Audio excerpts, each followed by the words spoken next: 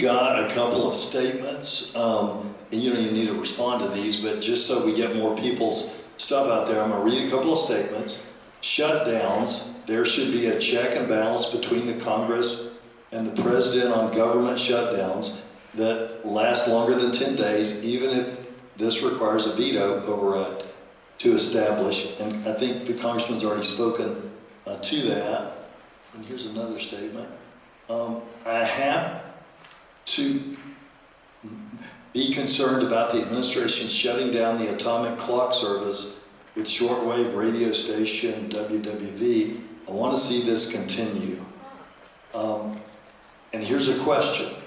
What's been the most surprising part of the job so far? Well, I spoke about this on a panel that I appeared on not long ago. Number one, I will say this. The folks who are serving in our Congress, particularly the freshman members of both parties, because I've gotten to know them a little bit better, are people who I believe are in this for the right reasons. I think are good people. We disagree on some issues, of course, but I have been impressed with the caliber and character of my colleagues. I really have. And I would particularly apply that to the incoming freshmen. I think that these folks ran for the right reasons, are trying to serve for the right reasons, and even if we don't agree across the line on everything they're doing, I hope that what you're seeing, and I hope that what you will see is that in this time of need for our country, a lot of people step forward who I think are interested in this for the right reasons. One thing, and there is a select committee on reforming Congress that is kind of studying things that we need to do better in Congress, that I have kind of raised for them, is the amount of time that we have to consider legislation. I was surprised by how short it is, and I'm surprised at how quickly some of that can move. I think that we want our legislators to be able to have conversations, to be able to talk about legislation, to be able to debate it, to be able to debate it in a way on the House floor that is accessible to the public and that you can hear and see. Debate has largely disappeared from the Congress. In fact, we had a semi-debate the other day in our Foreign Affairs Committee with a really good debate between a couple of foreign policy experts on that committee. They were both members, one Republican, one Democrat. And I saw a reporter saying, well, you know, holy cow, a national debate breaks out in Congress. You know? And what they did was, in that debate, they both raised and elevated issues that I think we all were interested in and wanted to hear, and the American people deserve to hear about. And one of the things that I'm hopeful that we can improve in the future is the amount of time to debate and discuss legislation before we actually move on voting for it. That, I think, will produce better legislation. I think it will raise issues, as I said, that we might not have thought about before. And then you will be able to follow along and get a real, kind of live feed on what those issues are and how that will impact your life. I think it's what you should expect from the United States Congress. It's one of the greatest deliberative bodies in the world, and I think we can do better in that regard.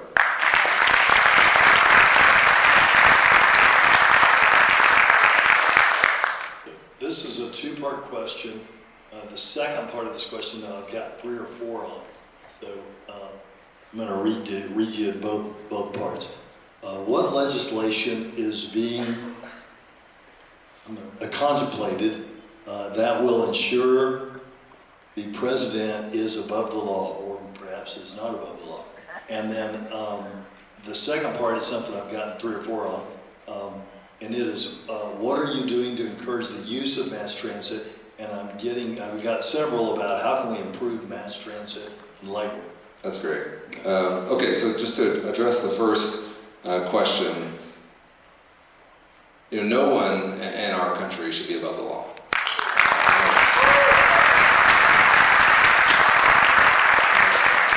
That's not a partisan statement. I think that should apply across the board.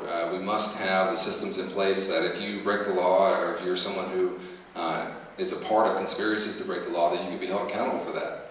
And so one of the things that I have been a part of, and that was part of the HR 1 package that I said that we co-sponsored, is an ethics reform, which is to try and take some of the norms that we've talked about as a country and make them into law. And those norms are pretty basic. It's that you shouldn't be financially benefiting from the office you're holding. And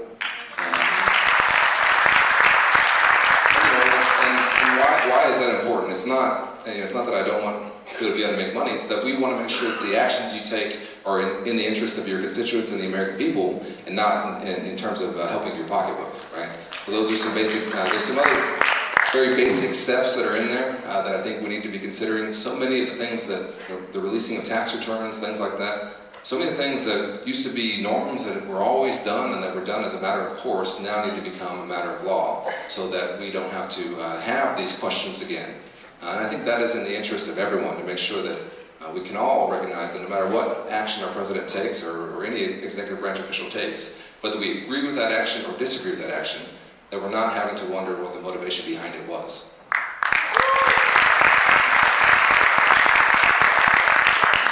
Okay, and then the other issue is what are you doing to encourage the use of mass transit? And I think it's a very, very good question and a very good point, especially for us here in North Texas. We need to recognize the scale of the task that's ahead of us. We are going to double in size by 2050. Here in North Texas, we will double in size by 2050. Our growth is not going anywhere. Nothing will stop it. That is just going to happen. It's going to happen organically from our own population growth, also from people moving here. We are a destination location. So we're going to have to find creative ways to get around. And I've been met with TxDOT. We've done a lot of work in terms of how we're going to expand some of our highways. Councilman Magoo talked a little bit about 635. I think that we are going to have a good project there to make that corridor safer and also one that isn't so bogged down in traffic. From 635 north on 75, I've met TxDOT about what we can do there to expand the lanes and to try and ease some of the increasing traffic burden that's happening there. And there are other roadway projects that are going to be in the works that I think are going to be really important. I mentioned high-speed rail, and I think that that's something we need to talk about here as well, because high-speed rail for us is something that I think could be particularly effective in Texas, because we do have major metropolitan areas that are not that far apart, that could be connected via high-speed rail and that don't have enormous physical features blocking them in between. I'm talking about you can connect Dallas and Houston pretty easily. You can connect Houston and Austin, San Antonio. I mean, this is something that we need to be investing in and expanding, and I think that it will be a model for the rest of the country when they see how it works in Texas and when they see how efficient and easy it is. I think that there will be other corridors in the country that will say, hey, we want to do that too, and hopefully we can move towards high-speed rail, which will, again, diversify our transportation options. Now, when it comes to mass transit here in Dallas, and Judge Jenkins knows a lot about this, we need to continue to work to make sure that DART is accessible to everyone, and we need to continue to expand the capacity that we have, especially from point to point. And I'm thinking here about buses and some of our other delivery systems. And that's something that I am looking forward to working on the Transportation and Infrastructure Committee that I know that we're going to be doing a deep dive into.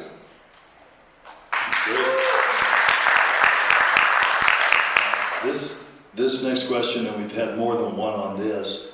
The next question comes from Elaine Campbell, who also writes the word results all in caps with a line underneath it. She wants results, and it is about affordable housing and economic mobility. It reads as follows. Many veterans and low-income, and Elaine's got some fans here, so she's clapping on her. It's good. That's good. We need affordable housing. Many veterans and low-income families pay their rent with the assistance of vouchers. As it stands now, landlords, and we see this happening a lot in Dallas, landlords can discriminate against them, denying housing based on source of income. These families are currently concentrated in low-opportunity neighborhoods due to this discrimination, increasing their shot at economic mobility. So I think that's a statement. And can you speak on your thoughts of how we address that and on the bipartisan Fair Housing Improvement Act that was introduced last year to address this? Okay, great. This is a great question. I worked at the Department of Housing and Urban Development in the Obama administration. I'm intimately aware of what the housing issues that we're facing. And of course, as Judge Jenkins said, we have a significant fair housing issue here in North Texas. And we do have an issue with Section 8 voucher housing being rejected by landlords. That's something we need to be looking at, how we can limit that. It's a source of income. They're going to pay the rent, and it shouldn't matter so much about what the source of that rent is. But we also, and this is something that doesn't get talked about enough, we need to increase our housing capacity.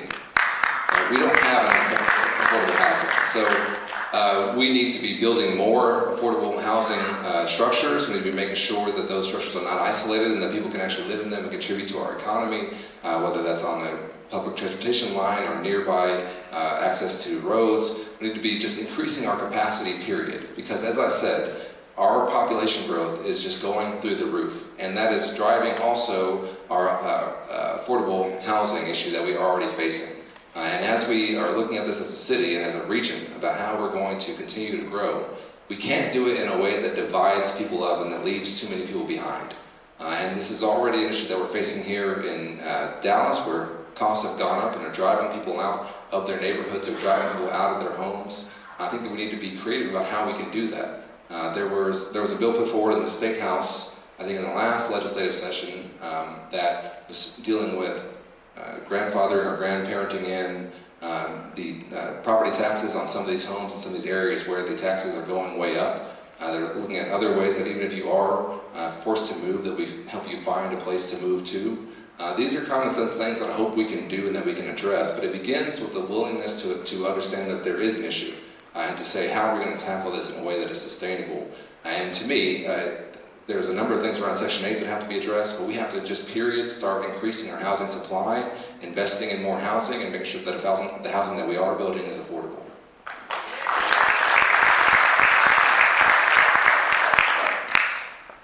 Well, now here's a question that I think all of us have had a thought about, probably in the last year. Will there ever be a time in my lifetime, I'm 66, when we will see Congress set aside partisanship? And that's from Gary Overby of Saxe. So I'm going to give you 30 years, Gary, because medicine is amazing and my mom's 86 years young. So I bet the next 30 years they're going to happen. Right. Well, as I said, I've formed some good relationships across the aisle. I had the pleasure of doing a visit with Dr. Burgess to the Louisville Lake System and seeing some of the challenges that we face there with our lakes here in North Texas. For him, it's a recreational area and it's a great boon to his district. For my district and for us, if that lake floods, then my district floods. And so we have a very vested interest in making sure that there's no catastrophic failure there. And it's also, of course, our drinking water. And I think many of us also grew up going to those lakes, so we like that. And that's a bipartisan thing that we agreed on. Van Taylor, who is a neighbor in terms of area to mine, we've had very productive meetings around what we can do for water projects, also around 75. We're going to be speaking, I think, with one voice on many of those infrastructure projects. Right now, my staff is trying to lead an effort to address the high-speed rail project that I talked about with a bipartisan letter from members of Congress here in Dallas and Houston from both parties saying that we believe this is something that needs to get done. Please move forward with it. That's addressed to the Trump administration. My first act was that resolution that I mentioned that passed with bipartisan support, and we passed another amendment to the VA child care bill with bipartisan support, and 70% of the votes that I've taken in Congress have been bipartisan. I say all that for you to understand that sometimes what hits the news and what gets highlighted is just our differences, and that you can get the impression that we only disagree, right? And I don't think that's true. And that's not been my experience. I've only been there 5 weeks, right? So it hasn't been that long. But in my experience so far, it is certainly not true that we can't agree on anything. There are things we agree on, and there are big things even that we can agree on. And even when we're talking about the border security issue, in our bipartisan meetings that I was a part of, as I was talking to my colleagues on the other side, we had pretty much broad consensus about what needed to be done in terms of how to secure the border. There were a few hang-ups, but we felt like we could probably get past those. And I'm just hopeful that moving forward, if we put the emphasis on wanting our members of Congress and our leaders in Congress to act in a bipartisan fashion, that they will also then have the pressure to act in a bipartisan fashion. And so I think that's what my district wants. I think that's what this district wants, is for me to behave in a bipartisan fashion. That's what I've been trying to do. And I ask you to try and look past some of the headlines sometimes that just highlight where we differ, and see that there actually is some agreement there, and I'm hopeful that we can change your mind a little bit about whether or not Congress will ever get past partisanship.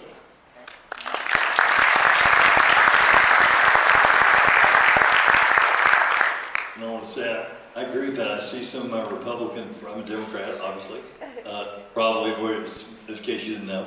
And I see some of my Republican friends here in the audience, and I will tell you, 95% of the time, we are all working together on issues. It's just the ones that are in the media that you see us arguing about. Our next question comes from Jamie Britton of Garland. Do you support the Equality Act in which gender identity becomes a protected class? I'm proud to be a co-sponsor of the Equality Act.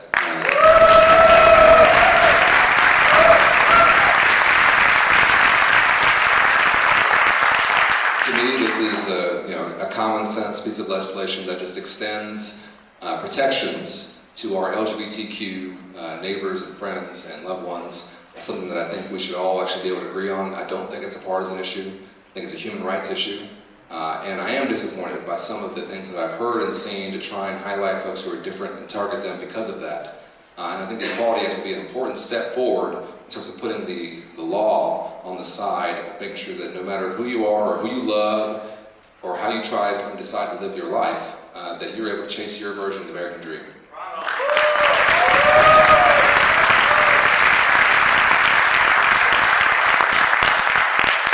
We've had several on this. Let's see. Given that 60 million Americans are without adequate health care, do you support Medicare for all? And let me read a companion to that because this one has someone's name on it. Are you in favor of national health insurance that is Medicare for all? And the second one is Stephen Butler of Richardson. Okay, great questions. So we are currently at 92% coverage in the country, and I believe strongly that we must get to universal coverage and that every person and every American should be able to go see a doctor when they want to. And I think that's a fundamental right. What I have been focused on in the early weeks of this is making sure, as I said, that we can lower the cost of healthcare, lower the cost of prescription drugs, make it more accessible to you, my constituents, and to the American people. And then the question after that is, how do we continue moving forward? And I believe that the best way for us to do that is through a public option, one that competes with private insurers, that will allow people to choose a low-cost government option, if they so choose, as their health insurance, and that I think will lower costs for all of us. And that's something that I think will move us in the right direction. But my fundamental goal, that I certainly agree with some of the ideas that are being put out there, is that everyone should have coverage, that everyone should be able to go see a doctor when they want to. And why do I say that? I mean, it's personally important to me. My family, we certainly face a number of health issues, with my mom battling breast cancer and things like that. But it's also true that with us having the highest uninsured rate in the country here in Texas, we have a backdoor tax, and Judge Jenkins can speak to this.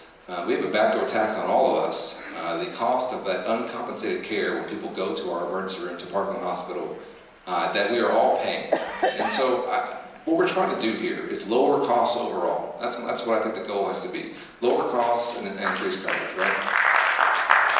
So the way we do that is by allowing people to be healthier. And you can't be healthier if you aren't able to get preventative care along the way. Too often, we are seeing large emergency room bills coming out of things that could have been solved with a pill 6 months earlier had that person been able to go see a doctor. That's a financial decision for us as a society that we could have saved that amount of money and also been consistent with our values in terms of making sure the person got the care they needed. My guest to the State of the Union was Nathan Cortez, who was the husband of Natalie Cortez, who passed away last January, who was a lawyer. They met in law school. Nathan is a teacher at SMU Law School. And Natalie came to one of my events when I was seeking this office and introduced herself to me. And it was the day that the House had voted to repeal the ACA. And she came that day from chemotherapy. And she told me that she was there because she was worried about future moms like her down the road who wouldn't be able to get the care that they needed if protections for pre-existing conditions went away, or if lifetime caps came back, because she knew she would have blown through any lifetime cap very early in her treatment. And as I got to know Natalie, she spent the final months of her life as she was saying her goodbyes, while she was in a tremendous amount of pain, talking about health care and the importance of it in a nonpartisan way, saying everyone should be able to go see a doctor, everyone should be able to get the care they need. I don't care, what party you are.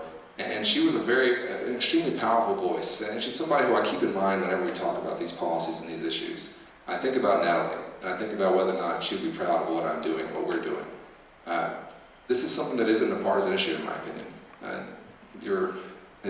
Cancer doesn't care what party you are or what your view of the healthcare system is. I think that we are paying the most in the world for the least care. And we need to be open to reforms to that. It needs to be done in a way that's consistent with who we are. It needs to be done in a way that is sustainable and that doesn't just throw our system into havoc. But we do need to be moving forward. And I'm happy that we're beginning by taking some steps to end, as I said, the sabotage of the ACA, to lower the cost of prescription drugs. But from there, we're going to have a very honest and open conversation as a region and as a country about how we're going to continue to close those gaps and lower coverage for everybody.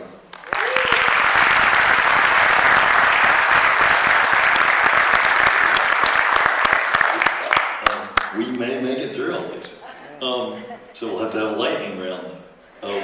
What are we doing to get a path to citizenship for DACA recipients and dreamers? And that question comes from Emily Wynn of Dallas. Thank you, Emily. Certainly, I support the DREAM Act, which would put into law the DACA program. And I think that we should get that passed. And I think that it is something that there is bipartisan support for. We've seen that. I think that it's a common sense step that we are going to allow these kids who came here as children, it's the only country they've ever known, that they should be allowed to stay here as long as they're contributing to our economy and following our laws. And that's something that I think we should be able to agree on. In terms of comprehensive immigration reform, we absolutely need to address it, and I talked about that earlier, and I'm hopeful that we can have a fact-based, honest conversation about it, and that we can move forward on it. But that may not happen in the immediate term, but I'm hopeful that all of us will keep an eye on this and continue to pressure our public leaders to address our immigration system, because it is broken and needs repair.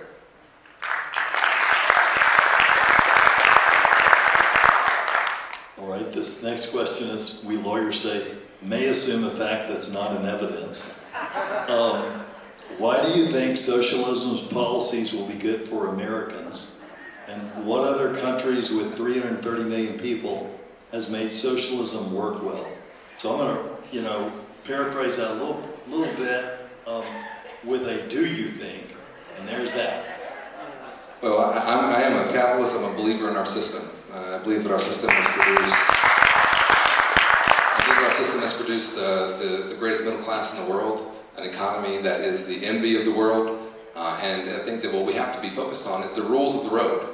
To make sure that as we are growing and as our prosperity is increasing, that it is a shared prosperity, because that's actually in the interest of our long-term prosperity.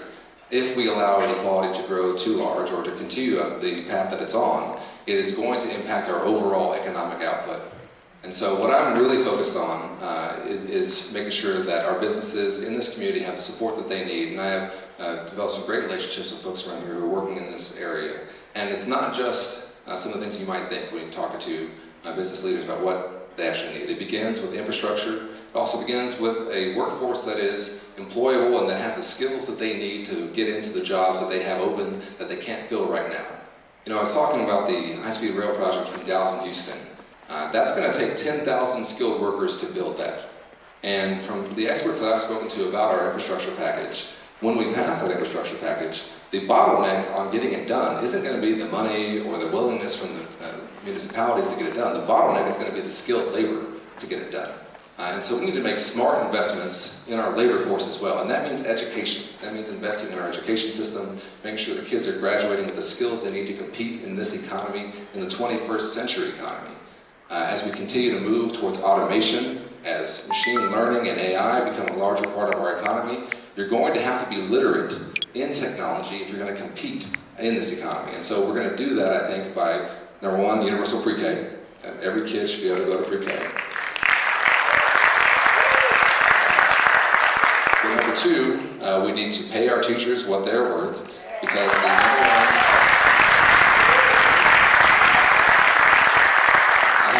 I have a self-interest in that. My mom and my aunt were both Texas public school teachers, and I know how important they were. But it's also true that the studies have shown that the number one indicator, the number one impact that we can have on a kid's life when they're in our classroom is the quality of the teacher who's teaching them. You know, it's the class size is important, facilities are important, but the most important thing for that kid, for their improvement, and you all know this if you think about it, when I think about it, I know it to be true as well. We can all think of our favorite teacher who made us learn more than we would have in that course. Those teachers are a huge resource for us, and we need to invest in them.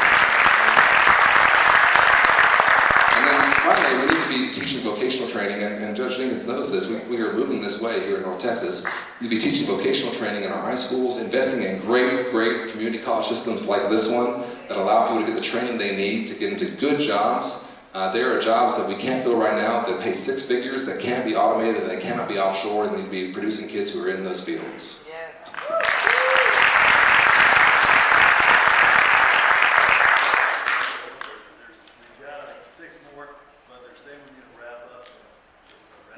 Sure. Well, you want to just knock a couple out? Yeah, just knock a couple out.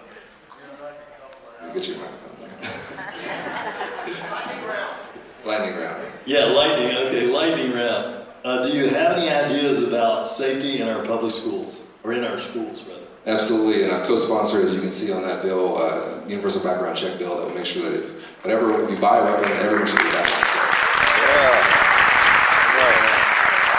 Why doesn't the House start working on an infrastructure bill? And before that, a little slam against the president, but we're not here to slam people. So I cut that part out. Yeah, well, we are. We had our first hearing this week, and we're going to be moving on infrastructure very quickly. All right. State governments are weakening the power of cities at self-governance. This can result in cities not having enough funds for maintenance and to pay workers like public safety personnel. What can we do at a national level to alleviate this? And that's from Andrew Laska of Richardson. Thank you, Andrew. It's certainly right that we have too often gotten in the way of our cities and how they're doing and improving. Our Richardson mayor is here. I think we've talked about this actually, that what we need is for Washington and for Austin to get out of the way at times and to not get in the way. I want to be a partner and not somebody that's getting in the way of what we're trying to do here. And a little bit of a broad one here from Lauren Elaine Brown. What can be done to ensure that no one's constitutional rights are being violated? Who's? From Lauren and Lane. Oh, I'm sorry. I'm throwing them in here instead of. Okay, so. I'm throwing them in there as a lightning round. So no one's constitutional rights are being violated. I didn't know. Okay. Well, here, there's some very basic steps we can take, but it begins, I think, with access to the ballot, voting rights. That's the best defense of any other right, is to be able to vote your values and to vote for the things that you believe in. But we also need to be. Thank you, and as I said, we need to pass the Equality Act to make sure that everyone is being treated the same, and to try and stamp down in every way we can discrimination. And will you support efforts to hold Saudi Arabia accountable for the murder of Jamal Khashoggi? Yes. These are the last 2 questions, and I saved these for last because, well, I'll do the second to last one first. Because the way I read this, it's really asking, what's your moral center? Why should we follow you? And this is from Bill Beasel of Dallas. You've already established your position on most issues, so I wonder, where do your ideas come from, and why should I trust you to take my money and implement those positions? Whether it be border, healthcare, national security, etc. Yeah. Well, my ideas come from growing up here and from knowing this region and loving this region. And, you know, I did try to make very clear when I was seeking this office what I was intending to do. I think that that's what you should deserve from the folks who are seeking to be in these positions. And I'm hoping that you will hold me accountable over the course of this time to make sure that I can continue to keep my focus on those issues: healthcare, infrastructure, job training, the things that are really important in North Texas. Our last question comes from Mitzi Walsh. What can we as citizens do to improve our community? Challenge us to do better.